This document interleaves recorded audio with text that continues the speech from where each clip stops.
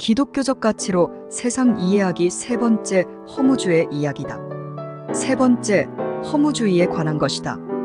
인간은 어느 누구나 자신의 한계를 체험하거나 무의미를 자각함으로 인간의 무상함을 느끼며 허무함을 경험하게 된다. 이런 허무함은 인간의 삶에 대한 의욕을 좌절시키는 개인적인 측면만이 아니라 사회의 혼란을 가중하는 병리적인 요소로 강하게 나타낸다. 이러한 허무는 하루아침에 이루어지는 것이 아니며 또한 인간의 단순한 좌절감에서 오는 것도 아니다. 따라서 인간의 허무함의 근원이 무엇이며 어떤 영향을 받아서 생기게 되었는가를 살펴보고자 한다. 라틴어의 무라는 의미는 어떤 것도 존재하지 않거나 알 수도 없고 또는 가치 있는 것은 아무것도 없다고 하는 학설의 명칭이며 사회 이론으로는 모든 조건은 악하기 때문에 현재의 사회 질서는 배제되어야 하거나 더 나은 것에 기회를 주어야 한다는 일종의 견해이다. 허무는 인간의 가치를 상실한 것으로 인간의 삶이 무의미하다는 것이다. 이런 의미에서 본다면 허무주의는 인간이 심리적으로 느끼는 하나의 감정이라는 것이다. 이런 감정은 철학적인 배경만을 가지고 있는 것도 아니며 철학적 사고를 부정해서 생기는 것도 아니며 단지 지식 발달의 가능성에 대한 부정이며 어떤 가치에 대한 부정을 의미한다는 것이다. 허무주의는 인간 존엄에 대한 가치와 목적, 의미, 고통이 없는 인간의 진공 상태인 심리적 상태를 나타내는 것으로 이러한 진공 상태의 원인이 무엇인가를 살펴보므로 허무주의를 이해하고자 한다. 허무주의의 배경적인 사상은 자연주의인데 자연주의는 자연에 대한 관찰을 통한 객관적인 사실을 추론하는 학문의 결과로부터 인간의 허무가 나왔다는 것이었다. 자연주의의 약점 중에 하나가 우주의 폐쇄적 성질을 나타내고 있다. 이러한 견해는 이성의 한계성인 자연 탐구에 대한 한계를 느끼며 죽음이라는 시간적 한계를 뛰어넘지 못했다는 데 있는 것이다. 자연을 규정하던 인간의 우위성은 시들어가기 시작했기에 결과적으로 인간은 미약한 존재임을 스스로 자각하게 되었다. 결국 자연은 인간의 이성으로는 설명할 수 없는 한계를 인식함으로 인간의 가치가 소멸하게 되었다는 것이다. 인간의 정체성을 자각하고 인간의 가치를 찾지 못하게 된 것은 허무주의가 자연 발생적으로 생기게 되었다는 것을 스스로 드러내는 것이다. 이러한 견해는 인간이 일개 부속품의 결합인 기계라는 결정론에 기인한 것이다.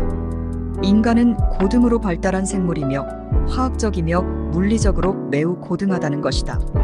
기계에는 인격이나 인간의 존엄성이 없으므로 인간의 죽음도 또한 아무런 의미가 없다는 것이다.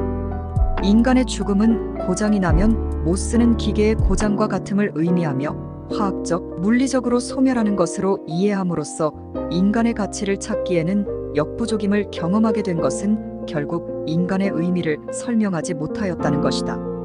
급기야 현대의 허무주의는 아무것도 존재하지 않는다는 것이며 혹 존재한다 하더라도 나와는 아무런 관계가 없다는 사실의 반복에 불과한 것이다.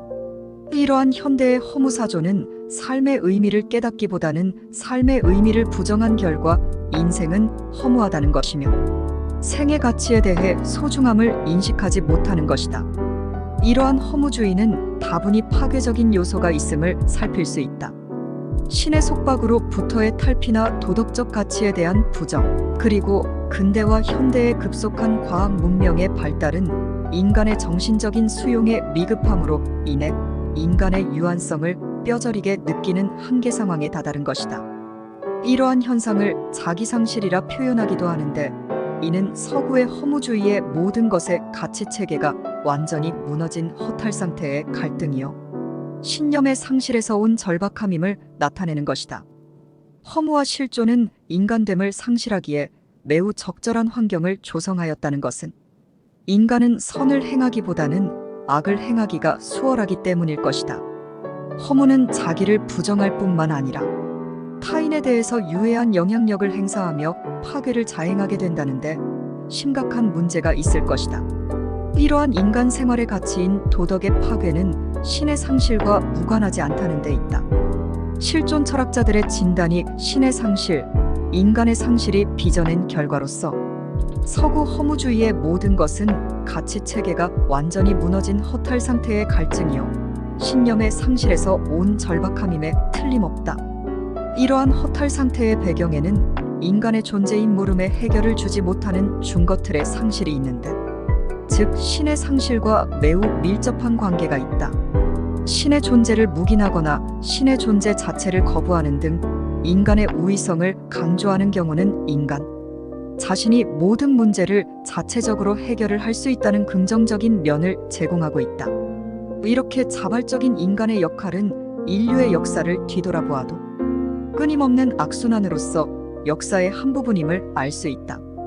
어느 시대를 막론하더라도 신의 영역에 대해 인간은 자치권을 행사하려고 했음을 이스라엘의 역사서를 통해서 알 수 있다. 또는 그 반면으로 밀림 속의 원시인들이나 고대에 발달한 유적지 등 어디에서나 쉽게 인간이 신의 영역을 인정하고 숭배했음을 발견할 수 있는데, 이처럼 신과 인간과의 관계는 매우 밀접하게 연관되어 있음을 알 수 있다. 중세시대의 로마 교황청의 절대적인 신의 권위 앞에 제후들은 무력하였기에 피지배자들은 더욱 더 인간의 한계를 뼈저리게 체험하게 되므로 중세시대를 흔히 암흑시대라고 지칭하고 있는데, 이는 인간의 영역이 신의 영역에 귀속됨으로 자율적인 인간의 능력을 제한하였기 때문이다. 그리스도교는 가장 탁월한 종교이다. 왜냐하면 이 종교는 아주 안전하게 신성을 이용하여 인간성의 소멸과 노예화를 야기시킨 모든 종교적 체계의 본성과 본질을 잘 나타내기 때문이다. 신이 나타나고 인간이 소멸하며 그리고 신성이 위대하여지면 질수록 그만큼 인간성은 더 비참하게 된다. 역사에 있어서 신은 무서운 곤봉이었다. 그러한 무서운 곤봉과 함께 인간은 그릇되게 영감을 받아서 인간들의 자유, 존엄성, 이성, 번영을 말살시켰다. 는 사실들은 신의 권위를 가장하여 인간을 속박하였다는 것이다. 기독교는 인간을 반영하는 종교가 아니라 인간을 억압하고 비참하게 인간의 가치를 말살하는 수단이 되었다는 것이다. 이러한 신관의 반영은 신의 존재 자체를 부정하는 것이 아니라 신의 이름으로 권력을 남용하는 종교 지도자들에 대한 반응이며 종교인의 그릇된 행위에 대한 거부감이었다. 즉 신의 속성인 거룩성과 인간에 대한 자비 그리고 정의 등이 땅에 실현되지 않음에 대한 실망감이 신을 부정하는 결과를 낳게 되었다. 루드비히 포이에르바흐는 신에 대한 권위보다는 인간의 가치에 더욱더 큰 비중을 두었다. 신학의 비밀은 인간학 이상의 어떤 것이 아니다. 포이에르바흐는 기독교를 논함에 있어서 다음과 같은 해석을 살필 수 있다. 신과 인간의 본질과 동일화함으로써 인간을 신격화하였으며 인간에 관한 지식 외에 거룩한 것은 아무것도 없으며 신은 단지 인간의 가장 높고 순수한 속성들로부터 도출된 하나의 관념일 뿐이라고 말하였다. 결과적으로 포이에르바흐에게 기독교를 빈곤 증명서 이외에는 아무것도 갖지 않은 것이다. 라고 말함으로써 기독교는 자연을 초월한 내용의 모든 것은 완전히 자연적이고 인간적인 것으로 이해되어야 했다는 것은 기독교가 신비적이며 초자연적인 것을 말함에 있어서 운둔하고 악마적인 것이라고 피력함으로써 기독교의 본질을 말하였다. 이러한 견해는 종교를 단순한 의존 감정으로 봄으로써 인간이 연약할 때에 그 어떤 우월한 존재에 대해 의지하려는 단순한 감정에 불과하다는 것이다. 이러한 견해는 인간의 사고를 통해 상상하여 만든 존재라는 것이며 실제적인 신이란 존재하지 않는다는 것을 말하는 것으로 결과적으로 신에 대해 의식하지만 나와는 인격적인 관계가 없는 것을 의미한다.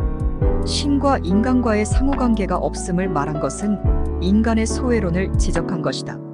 그러나 인간은 삶을 살아가면서 인생의 고통과 좌절을 경험하며 성공보다는 실패, 기쁨보다는 고뇌하는 삶을 체득하는가 하면 인간의 제한적인 모습은 결국 죽음이라는 현실적이고 현상적인 모습에 직면하기 때문에 어느 누구에게나 인생의 무한함을 갈망하는 것이 인간 본연의 모습이며 이는 신의 절대적인 요청을 필요로 한다.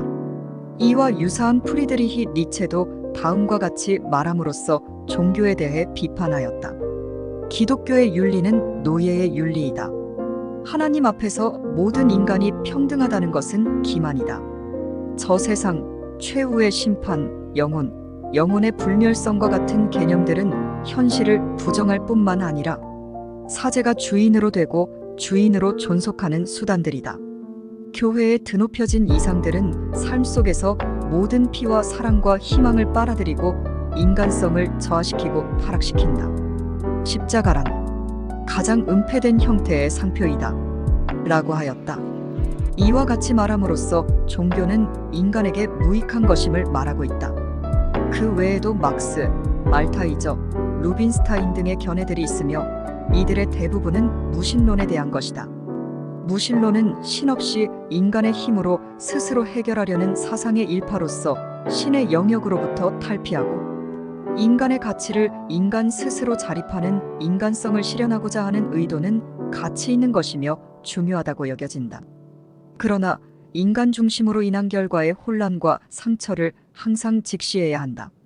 인간의 자율은 어떤 철인에 의한 지상천국의 가상적인 설정이 실현되리라고 보기에는 인간의 죄악성은 참으로 심각한 것이다. 더구나 인간의 집단적이고 이기적인 야욕은 인간의 자율적인 통제를 억제할 능력을 너무나 연약한 것으로 만들어버리고 말기 때문이다. 결국 무신론에 꽂힌 유물사관의 공산주의는 인간의 가치를 물질에 비교함으로 상대적인 인간의 소외를 나타내고 양육강식의 투쟁적이고 경쟁적인 모습은 인간의 동물화를 만들기에 충분했기에 급기야는 인간의 자율과 공존의 삶이 아닌 타율과 착취의 엄연한 현실은 공산국가의 몰락이라는 역사적 사실에 직면하게 되었다. 이 영상이 유익하셨다면 구독과 좋아요 설정해 주시면 큰 힘이 됩니다. 인천 송도역 남인천 농협 앞 배짜마에서 이종하였습니다.